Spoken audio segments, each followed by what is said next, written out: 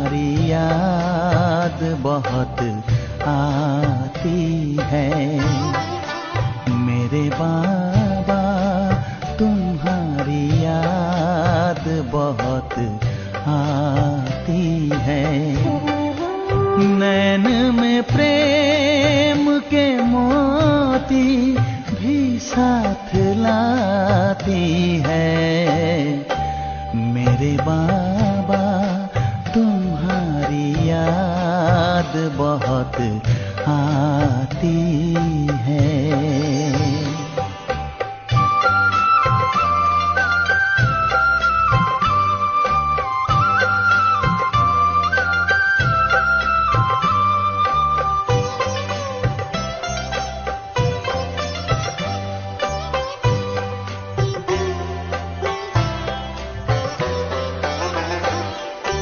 खुले जो नैन मिले सामने आए अपने, पलक जो बंद किए साथ में पाए अपने।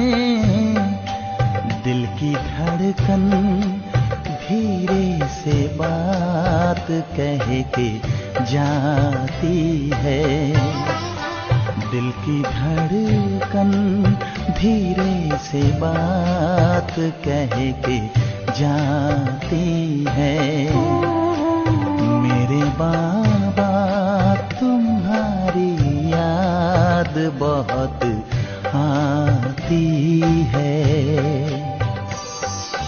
ओम शांति। आज वंडरफुल बात बाबा ने कही मुरली में, जिससे बाबा की महिमा किए तो ये हम सब की महिमा, बच्चों की महिमा से समाई हुई है। बहुत सारी बात बाबा ने कही है। प्यार के लिए भी बाबा ने कहा, बाप ने प्यार का क्या दे दिया। जो शब्द है बाबा ने बहुत सुंदर शब्द कहा, क्या दे दिया बाबा ने। सब बच्चों को बाबा ने प्यार का कुछ दे दिया। प्यार में सब बच्चे पास हैं। बाबा प्यार के लिए सर्टिफिकेट दे दिए। यही सब दिए इसके बाबा ने। बाबा हम बच्चों को प्यार के लिए सर्टिफिकेट दे दिए, परंतु बाबा ने कहा परंतु दिल का प्यार, सच्चा प्यार ये बच्चे जाने और बाप जाने कि दिल का प्यार और सच्चा प्यार क्या है। पर प्यार में बच्चे, सब बच्चे पास हैं, पर दिल का प्यार और सच्चा प्यार ये बहुत वंडरफुल और बहुत गहरी बात है। तो इसका थोड़ी गहराई में हम जाके चर्चा करते हैं कि वास्तविक में कि मीठे बाबा का आज कहने का भावार्थ क्या था। दिल के प्यार में बाबा ने कहा बच्चे जाने कह दिए और बाप जाने, माने दिल के प्यार में बच्चे नंबरवार हैं। वैसे तो प्यार 3 प्रकार की होती है। कितने प्रकार की होती है? 3 प्रकार की। पहला जो बाबा ने कहा प्यार सभी बच्चों का बाप से है, वो प्यार हुआ। और दूसरा है प्रेम, और तीसरा है स्नेह। ये तीनों अलग अलग चीज़ है, तीनों अलग अलग चीज़ है। तो मीठे बाबा ने कहा प्यार में सभी बच्चों ने सर्टिफिकेट ले लिया, पर मीठे बाबा ने ये नहीं कहा स्नेह में सभी बच्चों ने सर्टिफिकेट लिया। तो प्यार हो जाता है, प्यार करना नहीं पड़ता है, प्यार हो जाता है, उसको प्यार कहते हैं। तो जो हो जाता है वो कभी टूट भी जाता है। तो प्यार जैसे देखिएगा, जब आप शुरू में जब आप आए थे, जब आप शुरू में बाबा के बने तो शिव बाबा की ज्ञान सुने, दादियों की क्लास सुने, मुरली सुने, कोर्स किए, कुछ किसी की कोई कमी कमजोरी दिखाई नहीं दिया। तब आपको समझो शिव बाबा से आपका प्यार हो गया। क्या हो गया? प्यार हो गया। किसी की कोई कमियां नहीं जानते थे, सब भाई बहन नए थे आपके सामने, किसी को कुछ नहीं जानते थे। ये प्यार है। और प्रेम में करना पड़ता है, प्रेम करना पड़ता है। करना पड़ता है मतलब ये हुआ प्रेम कैसे बढ़ेगा। जैसे आप शिव बाबा को जाने, शिव बाबा को जानने के बाद आपके जीवन में कोई समस्याएं आई, कोई विघ्न आई, आपने मीठे बाबा को कहा, बाबा ऐसी ऐसी समस्या आ रही बाबा, ये करा दो ना बाबा। फिर आपको सफलता मिल गई और बाबा ने जो आपकी इच्छा थी, जो चाहना थी, वो बाबा करा दिए। फिर आपका प्रेम बढ़ता जाएगा। जैसे हम शास्त्रों में देखते हैं, सुनते हैं, पढ़ते हैं कि मीरा को श्री कृष्ण से प्रेम था। तो मीरा को श्री कृष्ण से प्रेम था तो मीरा उसी प्रेम के खातिर क्या पी ली? जहर। पर जहर क्या हो गया? ऐसे ही मीठे बाबा को कोई समस्या विघ्न को बताते हैं और वो समस्या विघ्न दूर हो जाती है और आपको सफलता मिल जाती है। आपका प्रेम भगवान के प्रति बढ़ जाता है। ये है प्रेम। और फिर प्यार का तीसरा स्टेज जो आज मीठे बाबा ने, जिसको हमेशा कहते हैं कि बच्चे स्नेह में नंबरवार है। और स्नेह क्या होता है? तीसरा नंबर का जो स्नेह वो होता है कि स्नेही की जो पसंद है, स्नेही का जो बोल है, स्नेही की जो आज्ञा है, आपको ना पसंद होने के बाद भी करना, वो स्नेह होता है। जो गीत बनी है, तुमको जो पसंद है वही बात करेंगे, अगर तुम दिन को कहो रात तो वो रात कहेंगे। ये स्नेह है। और स्नेह की निशानी आप देखेंगे अच्छी तरह से कि स्नेह ऐसा चीज है, जब बाप से बच्चों का स्नेह हो जाता है तो बाप जो कहते हैं मुरली में कि मैं निर्बंधन बाप, मुझे भी बच्चे बंधन में बांध देते हैं। किसके बंधन में बांध देते हैं? कहते हैं स्नेह। कभी कहा बाप ने प्यार के बंधन में बांध देते हैं, कभी कहा बाप ने प्रेम के बंधन में बांधते हैं। किसके बंधन? स्नेह की बंधन। तो स्नेही जो होता है, जो अपने जो स्नेही हैं, उनकी बात को, उनकी बोल को, उनकी आज्ञा को अपने जीवन में उतारेंगे। ना सोचेंगे, ना समझेंगे क्या है, वो क्या कह रहे, कुछ नहीं जानता। ऐसे बच्चों को आज बाबा ने बहुत वंडरफुल और एक बात कही, दिल रुबा, जो बाप के दिल में रहते हैं वही स्नेही हैं, जो बाप के दिल में रहते हैं। तो हम सब प्यार में तो पास हो गए, बाबा के बन गए, बाबा को जाने, उनका ज्ञान भी अच्छा लगा, भक्ति मार्ग से अच्छा लगा। फिर बाबा से प्रेम भी बढ़ जाता है। हमारी समस्याएं का समाधान होती है, बाबा आके खड़ा होते हैं, बाबा उनका समाधान करके कोई राह निकाल दें तो प्रेम भी बढ़ता है। पर स्नेह में नंबरवार। सबका स्नेह एक जैसे नहीं है। बाबा जैसे कहें वैसे करें, जैसे कहें वैसे करें। बाबा तो रोज कहते हैं, बाबा रोज कहते हैं, अपने को आत्मा समझ के मुझे याद करो, अपने को आत्मा समझ के याद करो। तो मैं आप सबसे पूछता हूँ, क्या हम इतने दिन में अपने को आत्मा नहीं समझे हैं? नहीं जानते कि हम कौन हैं? जानते हैं ना, सब जानते हैं ना कि हम आत्मा है। फिर ये बाप क्यों कहते हैं कि अपने को आत्मा समझ के याद करो? जी, आत्मिक भान को भूल जाते हैं। और बताएं क्यों बोलते हैं बाबा? जब ये बता दिए, हमारा कोर्स हो गया, हम रोज मुरली सुन रहे हैं, फिर क्यों कहते हैं अपने को आत्मा समझ के याद करो? हमारा मुख्य सब्जेक्ट है, कौन सा सब्जेक्ट है? याद। मुख्य सब्जेक्ट याद है।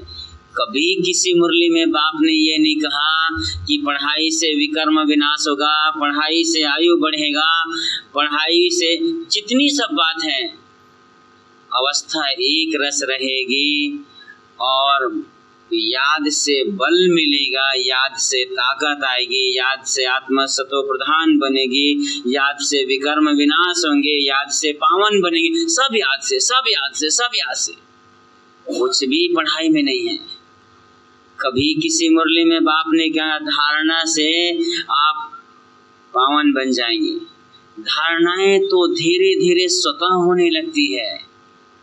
जब याद रहती है तो धारणाएं स्वतः होती है। तो बाबा जब ये कह रहे हैं कि अपने को आत्मा समझो, इसका कहने का भावार्थ ये है कि अपने को आत्मा देखो। हम जान तो गए हैं हम आत्मा हैं, पर देखते नहीं हैं। देखते नहीं हैं। देखते क्या है? शरीर देखते हैं। आईना में भी देखेंगे तो शरीर देखेंगे, दूसरों को देखेंगे तो शरीर देखेंगे। अपने को आत्मा समझो। आत्मा देखना, और जब आप अपने को आत्मा देखेंगे तो दूसरे भी आत्मा दिखाई देंगे। ये बाप का कहना, इसलिए रोज कहते हैं। फिर कहते हैं मन मुझ में लगाओ। किस में लगाओ? मन मुझ में लगाओ। मन मना भाव। और दूसरी पॉइंट बाबा कहते हैं देह सहित देह के सब संबंधों को भूल मामेकम याद कर। दो बात हमेशा बाबा कहते हैं, अपने को आत्मा समझ मुझे याद करो, मन मना भाव, और देह सहित देह के सर्व संबंधों को भूल मुझे बुद्धि से याद करो। कई बार हम ये क्या करते हैं, हम पुराने हो जाते हैं, 4 साल 5 साल 10 साल ज्ञान में हो जाता है, पर हमको अभी तक योग की वो अनुभूति नहीं हुई। पर क्या करें, पुराने जो हैं कह भी नहीं सकते, दीदी जी मुझे योग नहीं लगता है, मैं क्या करूं, ऐसे नहीं कह सकते क्योंकि पुराने हो गए। कैसे कहूं मैं कि मेरा योग नहीं लगता है? पर वो योग की अनुभूति, वो आनंद की अनुभूति, वो हवाओं में जैसे उड़ने जैसे स्थिति, एक रस अवस्था, वो तो अनुभव ही नहीं किया मैं। पर संकोच वश बोलते भी नहीं। कहीं ऐसा तो नहीं है हमारे साथ कि हमारे योग नहीं लगती, और योग नहीं लगता और हम दीदी को, भाई को, किसी को भी अपने निमित्त को नहीं बताते हैं? अगर ऐसा नहीं करते हैं तो आप अपने को अंधेरे में रखे हैं, क्योंकि मुख्य सब्जेक्ट है याद। योग की विधि क्या है, क्यों योग नहीं लगती है, क्या कारण है, इसको चेक करना है। तो बाबा 2 बात साकार मुरली में कहते हैं। अब आप बताइए कि हम पहले मन को लगाएं या बुद्धि से याद करें? किसको कहते हैं? से देह के संबंधों को भूल मुझे याद करो, बुद्धि से याद करो। फिर बोले कि मन मना भाव, ये रोज मुरली में सुनते हैं। अब हमें योग की विधि जाननी है तो ये पहले जानना पड़ेगा। बाप ने कहा तो बात सत्य है, सत्यम शिवम सुंदरम, पर योग करें कैसे, किसको पहले लगाएं? क्या कहते हैं आप, मन को पहले लगाएं या बुद्धि को? किसको लगाएं सुभाष भाई जी? बुद्धि। तो बुद्धि अगर बाबा कहे तो फिर मन मना भाव। उदय भैया जी,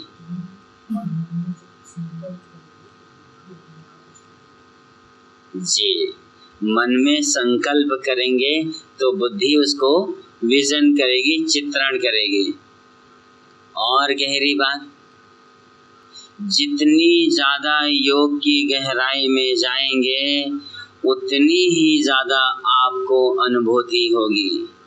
और जो अनुभूति होती है, जो अनुभव की चीज़ है, वो जब आप बखान करेंगे तो अंदर सुनने वाले के अंदर जाता है।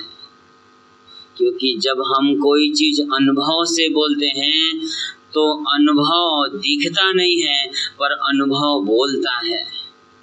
अनुभव बिना कहे सब कुछ बताता है, तो मन और बुद्धि की जो बात मीठे बाबा जो कहते हैं, तो मन और बुद्धि दोनों एक साथ लगानी है, दोनों को एक साथ लगानी है। मन का क्या काम है? बहुत सुंदर। मन का काम केवल संकल्प करना, और बुद्धि का काम चित्रण करना, देखना। बुद्धि विजुलाइज करती है। अब 1 मिनट के लिए सोचें कि जब कोई चीज आप देखे ही नहीं है, जब कोई चीज आपने देखा ही नहीं है, तो उसके बारे में कैसे गहराई में जा सकेंगे, कैसे उसको संकल्प करेंगे? पहले आप उसे देखेंगे ना, तो देखेंगे फिर उसके बारे में जो संकल्प करेंगे। जैसे किसी देहधारी को देखा, किसी रिश्तेदार को देखा, किसी को भी देखे, फिर आप संकल्प करेंगे। तो जो हमारी बुद्धि होती है, हमारी जो बुद्धि हमको मिली है, शिव बाबा को जानने के बाद हमको दिव्य बुद्धि मिली है। क्या बुद्धि मिली है? दिव्य बुद्धि मिली है। और उसी दिव्य बुद्धि के विमान के द्वारा आप जाते हैं परम धाम, उसी दिव्य बुद्धि के विमान के द्वारा जाते हैं सूक्ष्म वतन, उसी दिव्य बुद्धि के द्वारा तीनों लोक की सैर करते हैं, उसी दिव्य बुद्धि के द्वारा आप स्वर्ग जाते हैं। तो मुख्य काम करती है बुद्धि। बुद्धि को दिव्य कैसे बनाएं? तो दिव्य बुद्धि की परिभाषा है, दिव्य बुद्धि उसे कहते हैं कि जब कोई बात आपके सामने किसी भी भाई बहन की हो और उसमें बहुत सारे निगेटिव भी दिखाई दे रहा हो, पर वो निगेटिव आपको दिखाई ना दे, उसे दिव्य बुद्धि कहते हैं। आपके सामने निगेटिव हुआ, आपने देखा, उसके बाद भी वो आपको दिखाई ना देकर केवल विशेषता ही आपने ग्रहण किया, उसे दिव्य बुद्धि कहते हैं। एक बार की बात है, 2011 में बाप दादा आए थे डायमंड हॉल में। तो बाप दादा डायमंड हॉल में सभी बच्चों के सामने बैठे थे।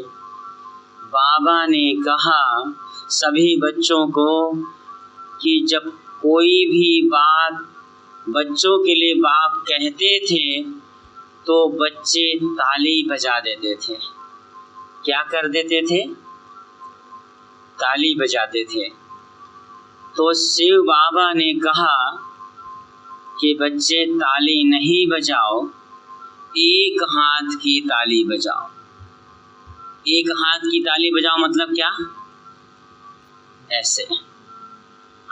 फिर शिव बाबा मुरली चलाए। मुरली चलाने के बाद फिर से ऐसी कोई पॉइंट आई, फिर सभी बच्चे ताली बजा दिए। फिर बाबा ने कहा बच्चे, ब्राह्मणों को चुप रहना, शांत रहना अच्छा होता है, ताली नहीं बजाओ। फिर बाबा मुरली चलाए। मुरली चलाने के बाद फिर से कोई ऐसी बात आई, बच्चे फिर से ताली बजा दिए। फिर से बाबा ने कहा कि बच्चे, आवाज में आना अच्छा नहीं होता है, बच्चे ताली मत बजाओ। कितने बार बाबा कह दिए? अब आप सोचे, उसी क्लास में आप भी हैं, मैं भी हूं, हम सब बैठे हैं। आपको क्या संकल्प विकल्प चढ़ेगा? जब भगवान कह रहे हैं तो ये क्यों नहीं सुनते हैं, ये क्यों नहीं मानते हैं? जब मत बजाओ ताली, मत बजाओ ताली, तो क्यों नहीं मानते हैं? और हम सबको गुस्सा आ जाएगा। पर भगवान ने क्या कहा उसके बाद? अगली बार फिर जब मुरली चलाए तो चौथी बार फिर ताली बजी। तो बाबा कहते हैं कि बच्चे इतने उमंग में हैं, इतने उमंग उत्साह में हैं कि बाप की बोल सुनते अपने आप को रोक नहीं पाते और ताली बजा देते। ये है निगेटिव में भी, तो ये दिव्य बुद्धि की निशानी है। जब आपकी बुद्धि दिव्य हो जाएगी, जब आप किसी को बार बार मना करेंगे तो उसके बाद भी वो नहीं मानेंगे तो भी आपको दिखाई नहीं देगा। इसको कहते हैं दिव्य बुद्धि। जिस दिन हमारी बुद्धि दिव्य हो गई, फिर आप कहेंगे योग किस चिड़िया का नाम है। सबसे सरल सब्जेक्ट कौन सा है जी? कौन सा है? जोर से बोलिए।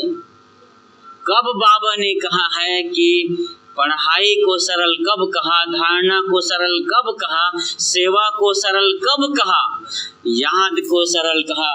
अगर भगवान ने कहा याद सरल है तो सरल है। सहज योग कहते हैं, सहज राज योग कहते हैं। याद सहज है, सरल है। तो ये बोल भगवान का है, पर फिर भी हम सबको योग कठिन क्यों लगता है? कहीं कुछ विधि में मिस्टेक तो नहीं है? कहीं कुछ गड़बड़ तो नहीं कर रहे हैं? यही जानना है, यही सीखना है, और यही ब्रह्मा कुमारी का मेन फाउंडेशन है। जिसका याद, जिसका योग मजबूत है, वो कभी कैसी भी स्थिति उसकी आ जाए, पर वो भगवान को कभी नहीं छोड़ेंगे, कभी भी नहीं छोड़ेंगे। सिर्फ योग ही है जो हमें बचा के रखती है, सिर्फ योग ही है, याद ही है जो बाबा उस बच्चे के बंधन में बंध जाते हैं। तो आज मुख्य सब्जेक्ट के बारे में थोड़ा सा चर्चा करें। तो पहला बताया मैंने मन, और दूसरा बताया मैंने बुद्धि, और बुद्धि भी कैसी बताया? दिव्य बुद्धि। अब मन और बुद्धि, और मन में संकल्प तो करते हैं कि मैं पवित्र आत्मा हूँ, मैं शांत स्वरूप आत्मा हूँ, मैं मास्टर सर्वशक्तिमान हूँ, ऐसे करके बैठे। पर बैठे ही बैठे बुद्धि चली गई कि गैस चालू तो नहीं है। बैठे ही बैठे बुद्धि चली गई कि बाथरूम से नल चालू करके तो नहीं आया, वहाँ की लाइट बंद किया कि नहीं किया। फिर से आप कहते नहीं, मैं कहाँ बैठी हूँ, मैं कहाँ बैठा हूँ, मैं बाबा के पास बैठी हूँ। नहीं, मैं शांत स्वरूप आत्मा हूँ, मैं पवित्र आत्मा हूँ, मैं बाप की संतान हूँ। फिर उसको मैंने कुछ दिया था, उसको मैंने बुलाया था, वो आया नहीं लेके। 11 बज गए हैं, अभी तक कैसे नहीं आया? बैठे कहाँ हैं? बाप के पास। बुद्धि कहाँ चली गई? पर मन को कह रहे हैं, मना भाव, मन को मना के लगाए भी, पर बुद्धि नहीं, बुद्धि आपके पास यहाँ नहीं है। बुद्धि को आपने खाली छोड़ दिया, बुद्धि घूमने चला गया। बुद्धि कहाँ चला गया? घूमने चला गया। आप कितना भी बाप के पास बैठ जाइए, आपको वो अनुभूति नहीं होगी जो होना चाहिए। तो मन है छोटा बच्चा। मन क्या है? जोर से बोले, मन क्या है? और बुद्धि है बड़ा बच्चा। अब आप सब अनुभवी हैं, सब जानते हैं, सब देखे हैं कि आप बड़े बच्चे को फ्री छोड़ दिए और छोटे बच्चे को अपने पास बिठाए। बैठ, यहाँ बैठ, मेरे पास बैठ, मुझे बहुत समझाना है, मुझे बहुत आपको पढ़ाना है, लिखाना है, मुझे बहुत प्यार है आपसे, मेरे पास बैठ। उसको बिठा लिए। बिठाने के बाद आप किसी भी काम में बिजी हो गए, किसी का फोन आ गया, कुछ बात हुई, उसमें धीरे धीरे आप अपने में बिठे उसको बोल दिए ये करो, ये होमवर्क करो। अब छोटा बच्चा होमवर्क कर रहा है और बड़े बच्चे को आपने खाली छोड़ दिया है। बड़ा बच्चा दरवाजे के किनारे से झांक करके कुछ खिलौना दिखाएगा, ये देखना, आना खेलेंगे, इधर आ खेलेंगे।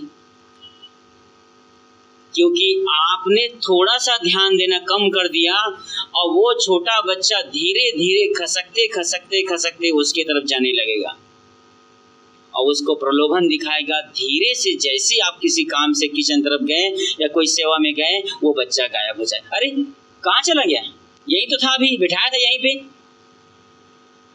बस यही बात है मन और बुद्धि की।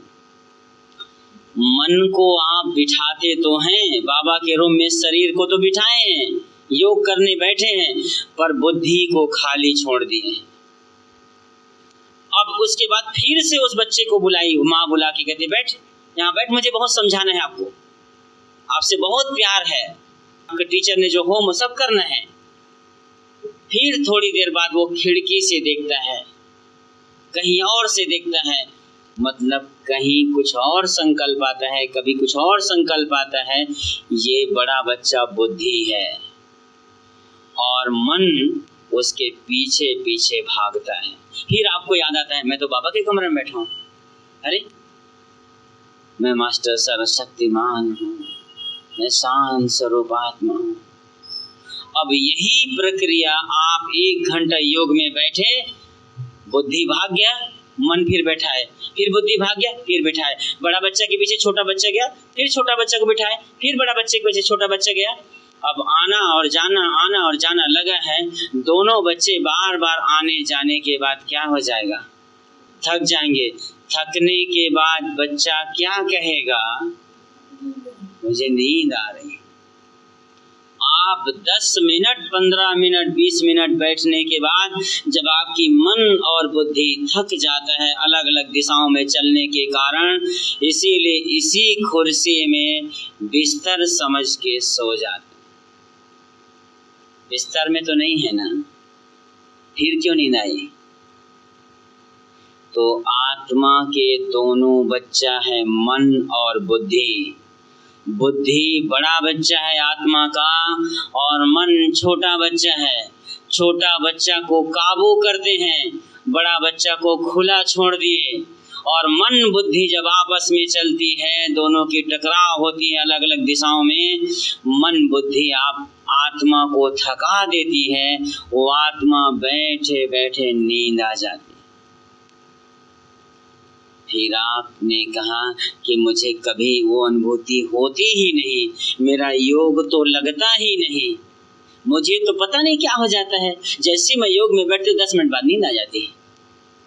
और वहीं पे आपकी माँ आ गई और पता चला योग में बैठे हैं, मम्मी आई है या बहन आई है या बेटा आया है। अब उससे बात करने के लिए आप जाएंगे, नींद आएगी? क्यों नहीं आती उसमें नींद? जी, क्योंकि मन और बुद्धि दोनों उसी में लगाए हैं आप। मन ने कहा, मन ने संकल्प दिया कि माँ आई है, बुद्धि ने कहा तुरंत जाओ इनसे बात कर। अब मन और बुद्धि एकाग्र करके दोनों को आप माँ से बात कर रहे हैं। क्यों नींद नहीं आती उस समय? आप बात करते करते आपको नींद आ जाना चाहिए ना। यहाँ पे शिव बाबा से बात करते करते क्यों नींद आती? ये भी तो बाप है ना, इससे बात करते करते क्यों नींद? यही समझना है। तो इसका कारण है एकाग्रता की शक्ति से मन और बुद्धि दोनों को एक साथ, मन ने जो संकल्प किया, बुद्धि ने तुरंत विजन किया। जैसे अभी आप सब बैठे हैं, मैं आपको कह रहा हूं अपने घर की दरवाजा देखें, दिखाई दिया? कितना देर लगा देखने में? 1 सेकंड में देख लिए, क्योंकि मन ने जो संकल्प किया, बुद्धि ने जाके देख लिया कि दरवाजा ऐसे कलर का है। दोनों एक साथ काम किया तो दिखाई दिया। दोनों एक साथ काम नहीं करेंगे दिखाई नहीं देगा। कई बार तो हमारे सामने कोई चिल्लाते रहते हैं, ये तो मेरा सुनता ही नहीं, मैं कब से चिल्ला रही हूँ। बुद्धि कहीं और है, मन कहीं और है। फिर बाबा कहते हैं अपने को आत्मा समझो, अपने को आत्मा समझो और मुझे याद करो।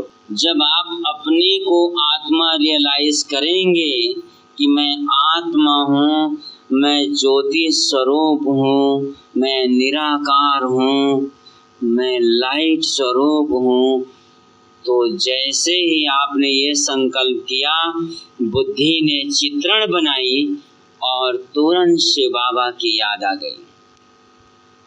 इसीलिए बाप रोज कहते हैं अपने को आत्मा समझो।